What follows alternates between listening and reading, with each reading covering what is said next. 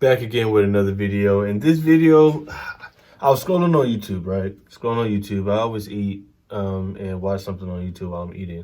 Scrolling on YouTube, and I came across this video, and I just had to react to it. I'm hoping that this is, look, if it's posted, then the title's correct. If it's posted, then the title's correct. But I'm hoping and I'm praying that this video that I'm about to react to is not what I think it is. I'm hoping it's just clickbait. I'm hoping that it's wrong. I'm hoping it's fake. But if you see it, that means it's real. But anyway, this is To Catch a Predator. So with no further ado, let's get into the video. And if he was serious, that he'd be here. Back at the undercover house, perverted justice decoys are chatting online with some men who say they might come for a visit. We also picked up a fast mover somewhere in central Florida. And we also have a guy that says he's somewhere between Daytona and St. Augustine that's talking about coming. But they don't call and aren't showing up. Okay. So we decide to shut down for the night. Unbeknownst to us, however, there is a man heading to our house, all the way from the northern border of Florida, 350 miles away. What? We'll find out. What?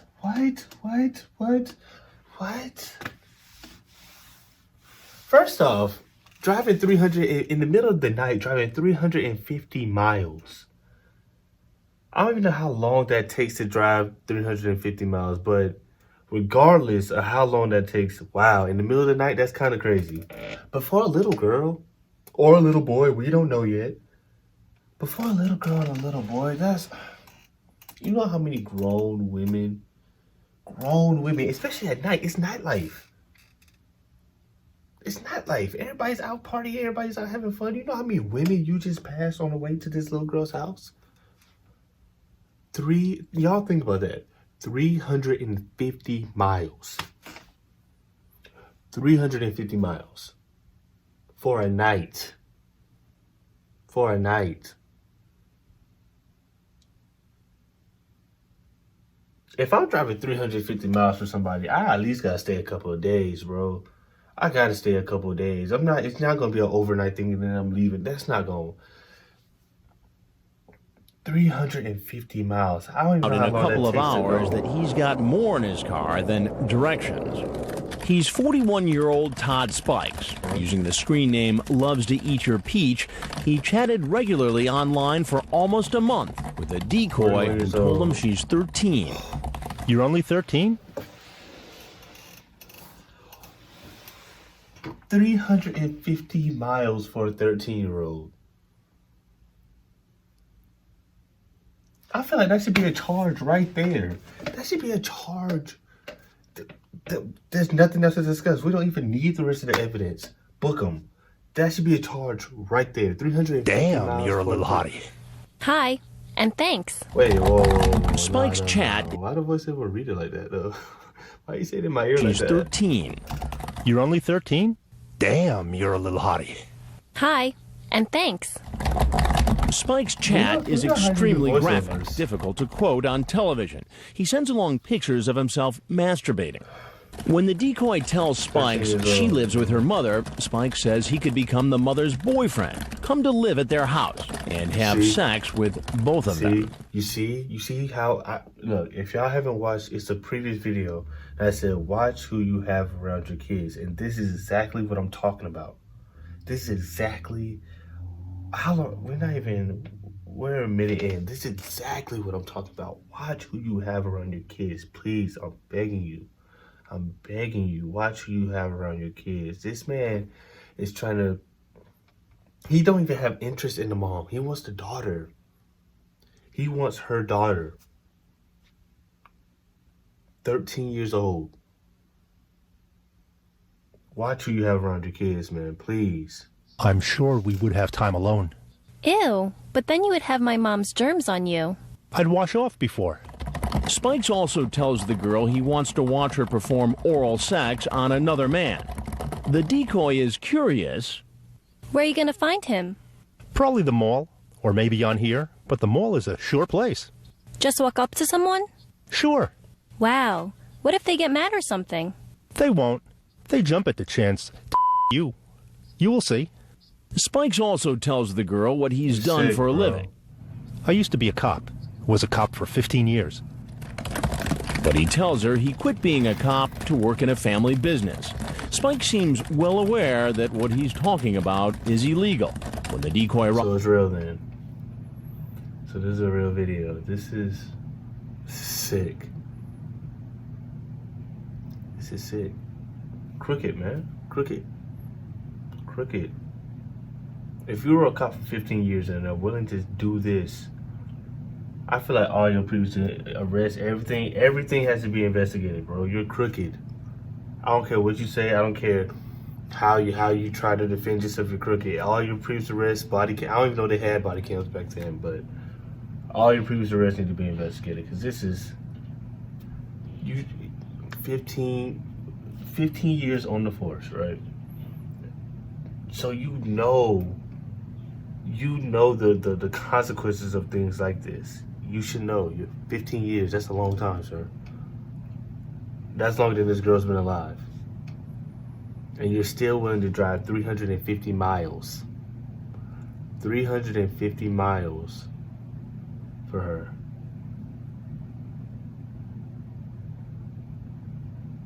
That's different. That's different. rights. You better not tell anyone. He responds, I won't, sweetie. I can't. I'd go to prison, and that's like a death sentence. Inmates hate cops. They try to kill them in prison. after all this, we think Exactly. he's not coming. So imagine what they try to do to a child molesting cop. Throw the book at him. Throw him to the wolves. Throw him in jail. Little do we know that he's decided to go ahead and make the long I drop. hope he's still in When there he till this arrives day, in the 'cause this is Flagler Beach crazy. area, he calls the decoy from a payphone. Perverted Justice alerts Officer Kevin Pineda of the Flagler Beach Police. Other officers back at the darkened undercover house and see Spikes driving by. He actually circled the house numerous times. Then as Spike seems to drive away, the police... Bro, he's a cop. He knows how this goes. He called from a payphone so you can't trace the call back to him, back to his cell phone. You can't trace it back to him. He knows how this goes. He's a cop, 15 years. He's probably seen the ins and outs of stuff like this. He knows how it goes.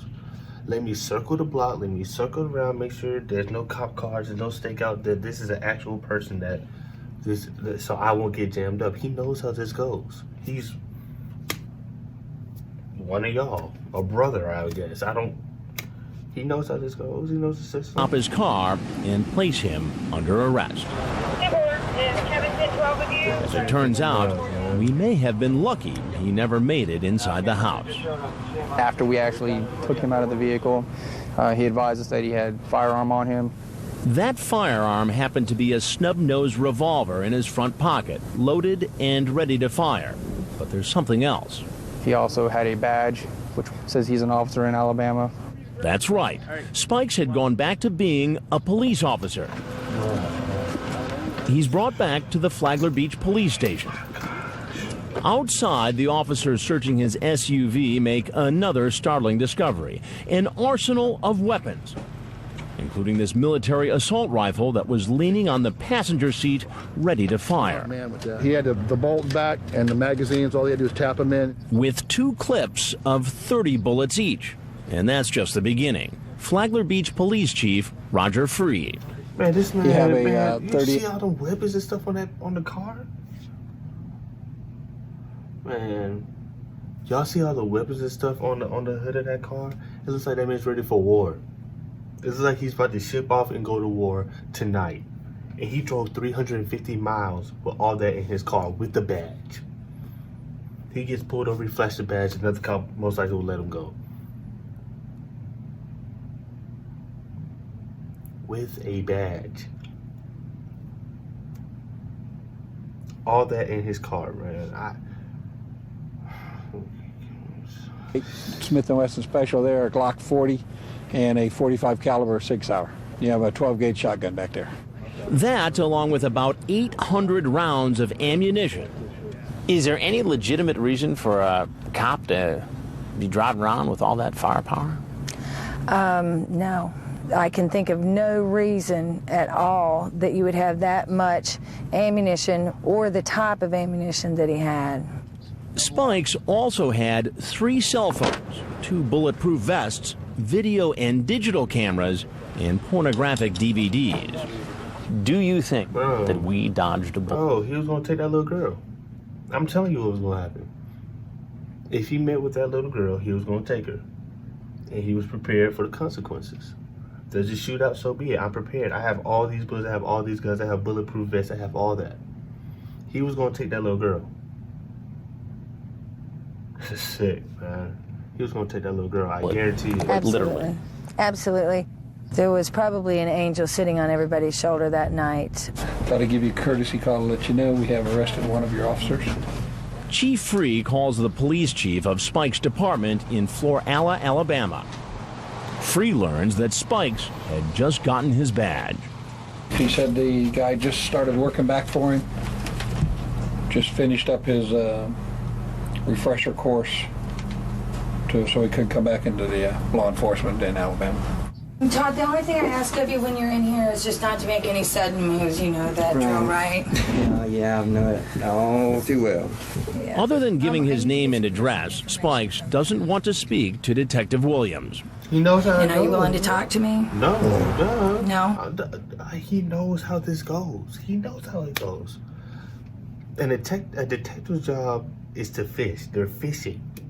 Anything that you say can or will be used against you. He knows how this goes. I open my mouth, I talk to you. You are not my friend. We go in court. I say something different than what I told you. You gonna come up to me, but he told me this. No, he's not gonna talk to you. He knows how this goes. He's one of y'all. He knows how it goes. And he doesn't want to speak to Dateline either. We're with Dateline NBC, and I just want to give you a chance if you wanted to say anything about what happened tonight or anything else. Do you want to talk to us? The next evening, sheriff's deputies in Spike's home county serve a search warrant on his house. They take his computers, find even more weapons, and large plastic tubs filled with videotapes. What the nature of those videos are, we don't know yet. They're being analyzed by the state crime lab. Later, investigators examine Spike's computers and find nothing relevant except the chat Spike's had with the decoy. Spike's lawyer told us all those weapons were used by his client in his work as a police officer, and when off duty, Spike stored them in his car. However, the police chief at Spike's department says he wasn't authorized to carry all those weapons on duty, and Spikes could have had a place to store the weapons at the station if he'd asked. The chief fired Spikes 3 days after his arrest. Spikes is charged with 4 felony counts, including 2 counts of using a computer to transmit harmful material to a minor. Those carry penalties of up to 15 years in prison. Spikes later pleaded not guilty. I didn't do anything! Come on, dude, I didn't do anything! I did not do anything yet! Wait, what? What? This, I know that's not Spikes, but did he just say I didn't do anything yet, sir? You're here. You did enough. I didn't do anything yet. What? What do you mean yet? What is... Let go of the keys. No, they're my keys. Let go of the keys. All right. 21 arrests in our Flagler Beach investigation. Detective Liz Williams thinks using decoys may have prevented real crimes from taking place. It gave me a great amount of satisfaction to make 21 arrests and not have a child in front of me who is devastated and broken, truly beyond repair. Police Chief Roger Freed. What message do you think this investigation sends out, both in your community and across the country? We are willing to do anything legally possible to keep our children safe in our community. We may be small, but we will use all of our resources to keep them out of our area and protect our children. Get to the charges. Okay.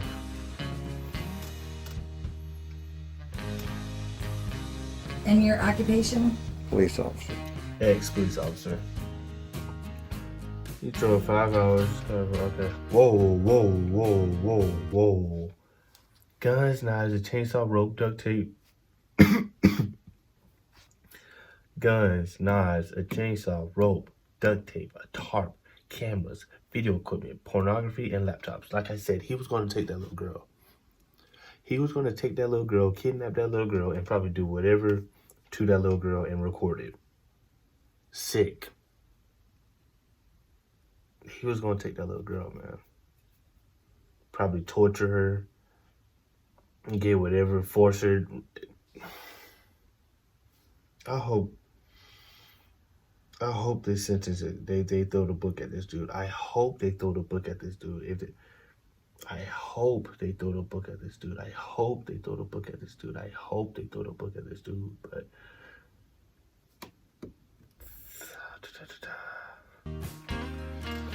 y'all know how I go, though. Y'all know how I go.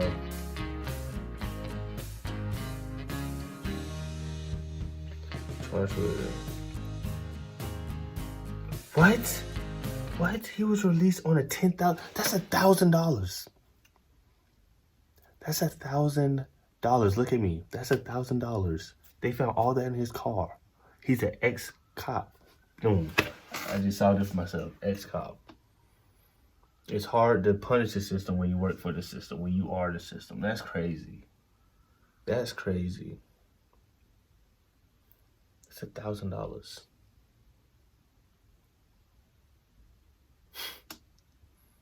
He was going to take that little girl. He had all those weapons. He had duct tape, a chainsaw, knives, laptop, camera, porn.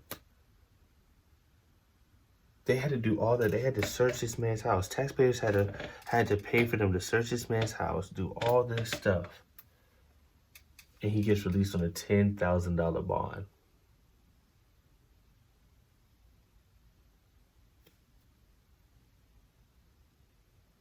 But like I said, it's hard. It's hard to punish the system when you are the system. So that don't make no sense to me, man. That doesn't make any sense to me.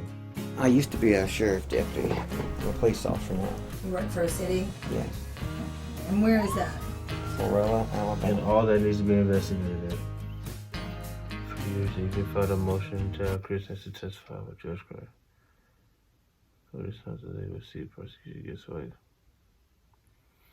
5 days later, on your trial, man. I just want to 5 days later on your trial. I don't want to hear nothing he got to say, bro. Plea no contest was convicted of. He was sentenced to 10 years. Sex offender probation. And lifetime registry of a sex offender. 10 years of sex offender probation. 10 years. So no prison time? No prison time? Early termination of the probation. Oh.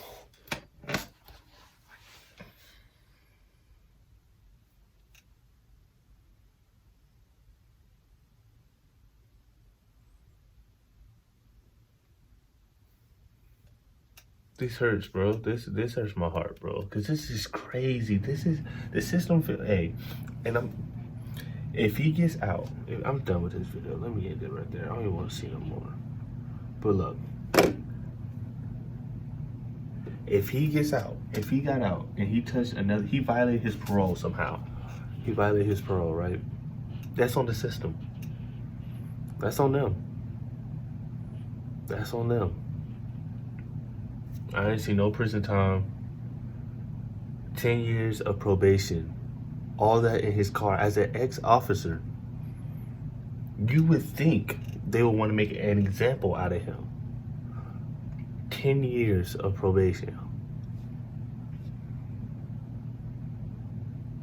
All that in his car. He was going to take somebody's daughter. He was going to take somebody's little girl. And do whatever he wanted to. He was prepared for war. He had all that stuff in his car. I don't care if he says, you can't tell me otherwise. He had all that stuff in his car. He was prepared for the consequences. He knew what was up and he was ready for it. Drove 350 miles. 5 hours. And you get 10 years of probation?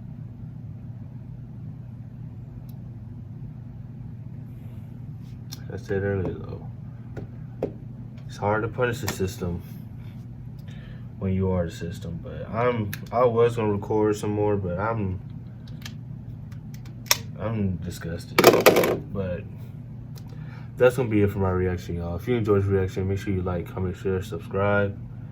I'll be back with you guys next time. I'm out.